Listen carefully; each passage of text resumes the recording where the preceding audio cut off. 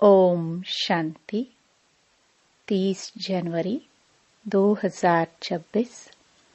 बाबा के महावाक्य। मीठे बच्चे, सारे कल्प का यह है सर्वोत्तम कल्याणकारी संगम युग। इसमें तुम बच्चे याद की सैक्रीन से सतो प्रधान बनते हो। प्रश्न।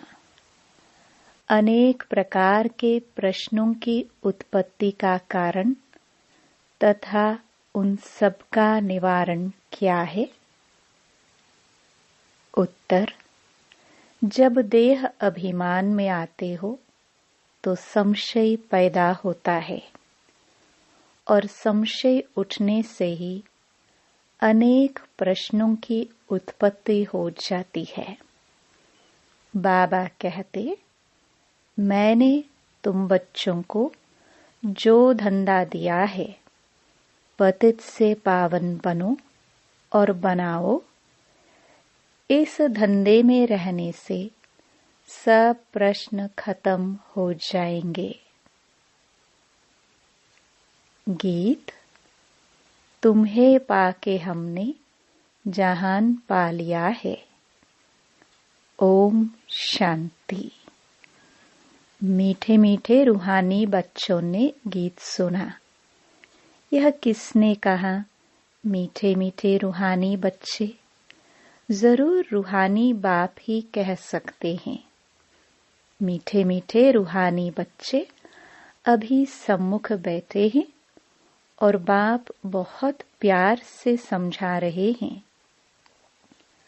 अब तुम जानते हो, सिवाय रूहानी बाप के सर्व को सुख शांति देने व सर्व को इस दुख से लिबरेट करने वाला दुनिया भर में और कोई मनुष्य हो नहीं सकता। इसलिए दुख में बाप को याद करते रहते हैं।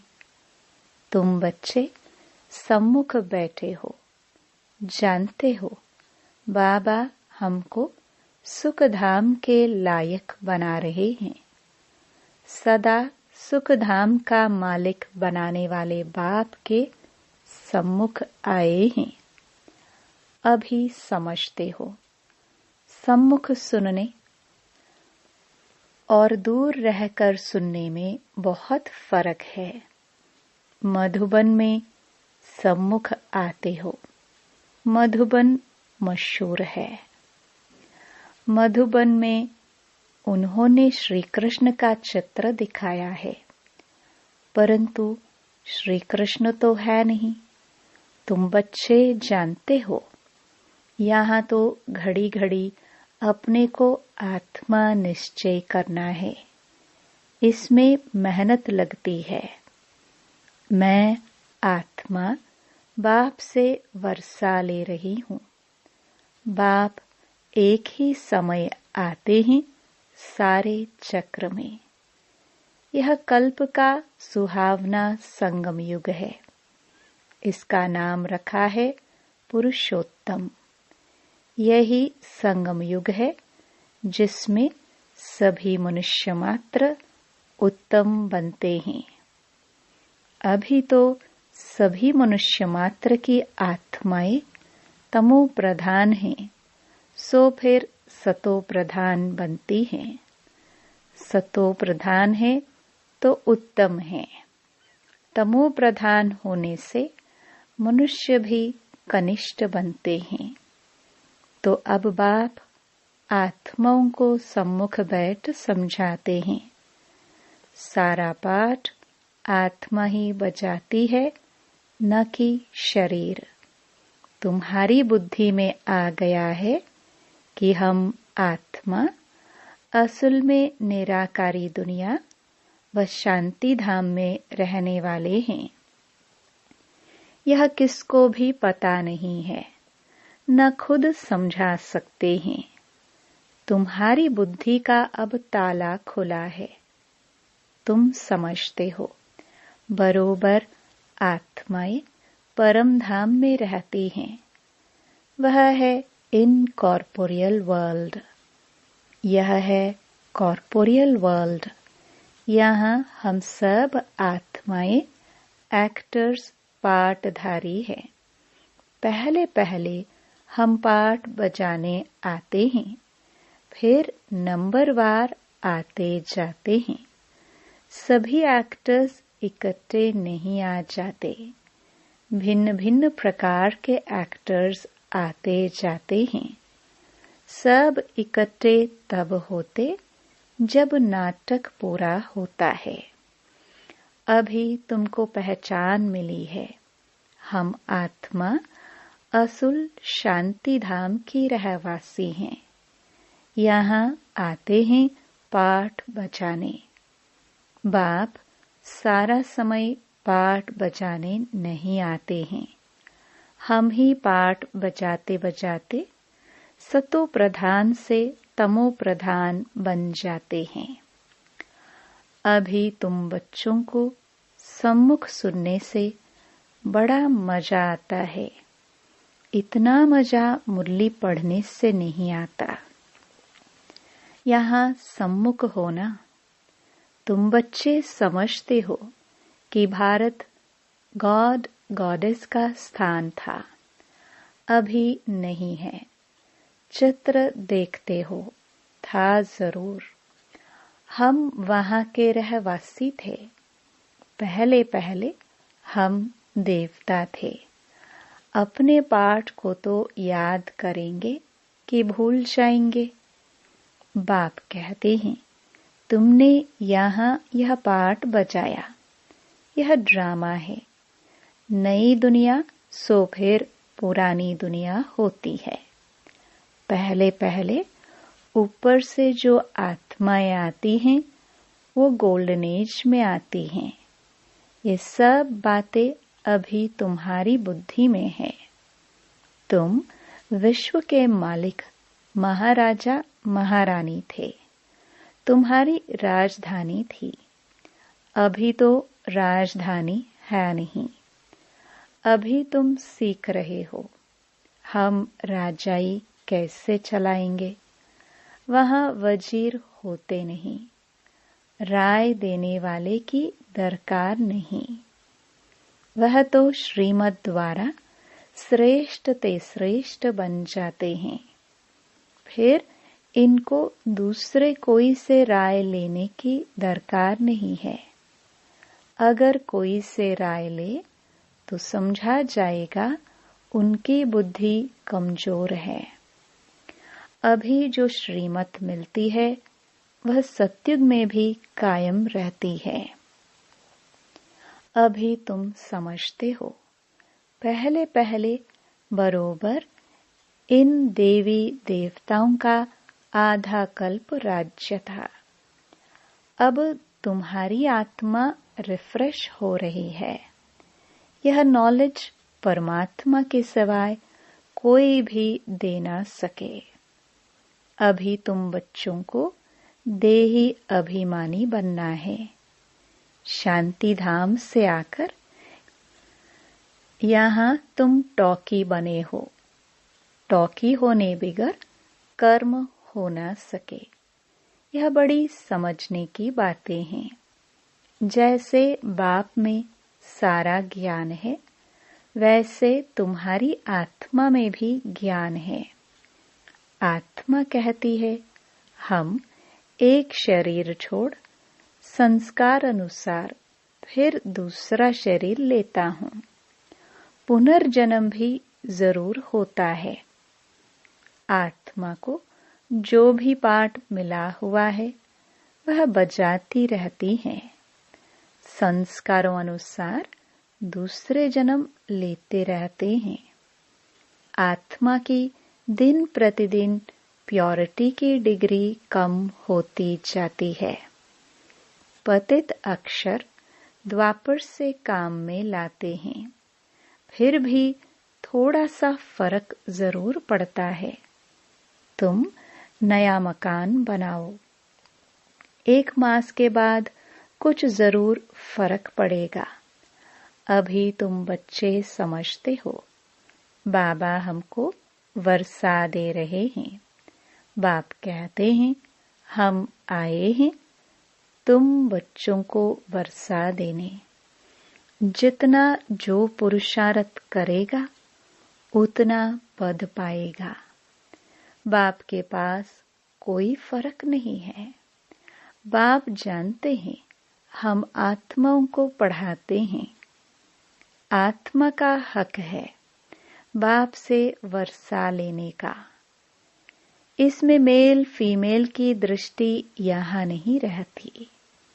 तुम सब बच्चे हो, बाप से वर्षा ले रहे हो। सभी आत्माएं ब्रदर्स हैं जिनको बाप पढ़ाते हैं, वर्षा देते हैं। बाप ही रूहानी बच्चों से बात करते हैं। हे लाडले मीठे सिखिलदे बच्चों, तुम बहुत समय पाठ बजाते बजाते अब फिर आकर मिले हो अपना वर्षा लेने। यह भी ड्रामा में नोंद है। शुरू से लेकर पाठ नोंधा हुआ है। तुम एक्टर्स पाठ बजाते एक्ट करते रहते हो। आत्मा अविनाशी है। इसमें अविनाशी पाठ नोंधा हुआ है। शरीर तो बदलता रहता है। बाकी आत्मा सिर्फ पवित्र से अपवित्र बनती है, पतित बनती है। सत्युग में है पावन। इसको कहा जाता है पतित दुनिया। जब देवताओं का राज्य था तो वाइसलेस वर्ल्ड थी। अभी नहीं है। यह खेल है ना। नई दुनिया सो पुरानी दुनिया, पुरानी दुनिया फिर नई दुनिया। अभी सुखधाम स्थापन होता है। बाकी सब आत्माएं मुक्ति धाम में रहेंगी। अभी यह बेहद का नाटक आकर पूरा हुआ है।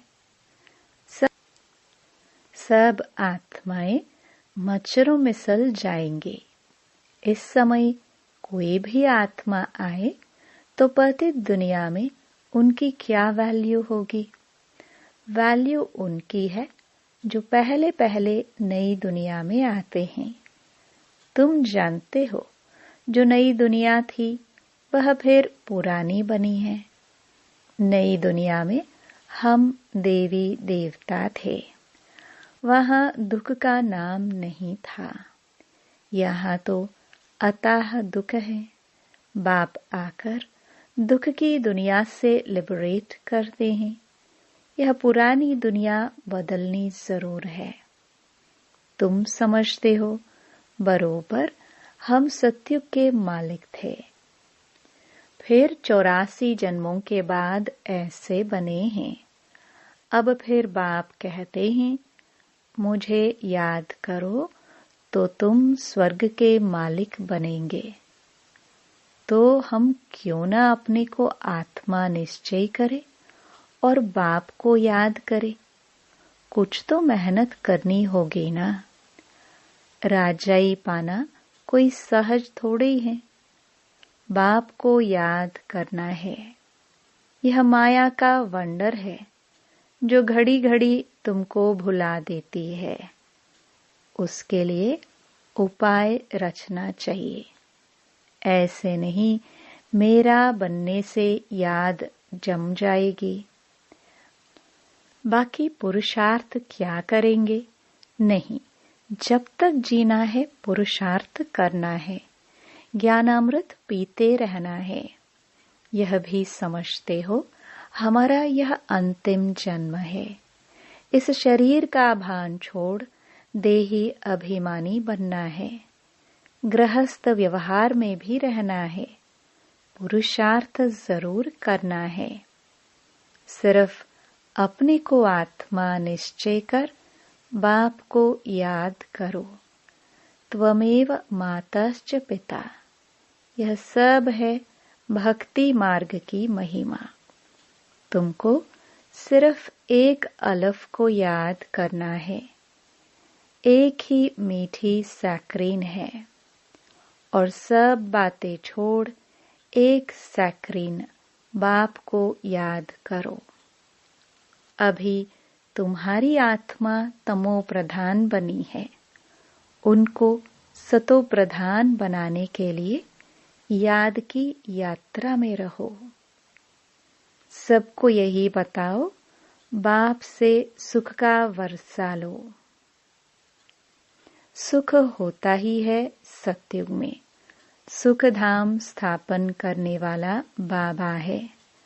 बाप को याद करना है बहुत सहज, परंतु माया का ऑपोजिशन बहुत है, इसलिए कशिश कर मुझ बाप को याद करो तो खाद निकल जाएगी।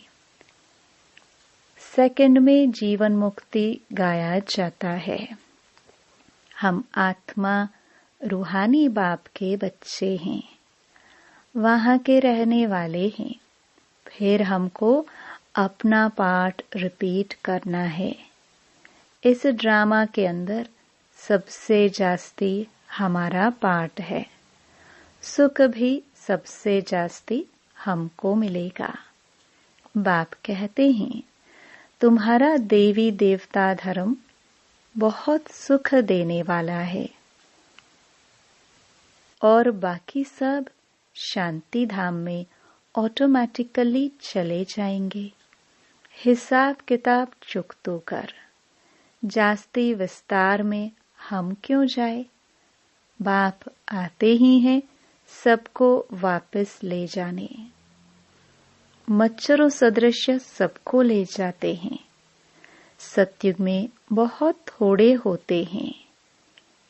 यह सारी ड्रामा में नोंद है। शरीर खत्म हो जाएंगे। आत्मा जो अविनाशी है, वह हिसाब किताब चुकतो कर चली जाएगी। ऐसे नहीं कि आत्मा आग में पड़ने से पवित्र होंगे। आत्मा को याद रूपी योग अग्नि से ही पवित्र होना है। योग की अग्नि है यह। उन्होंने फिर नाटक बैठ बनाए हैं। सीता आग से पार हुई। आग से कोई थोड़े पावन होना है।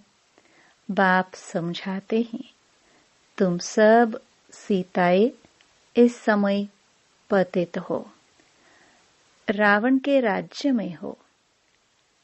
अब एक बाप की याद से तुमको पावन बनना है।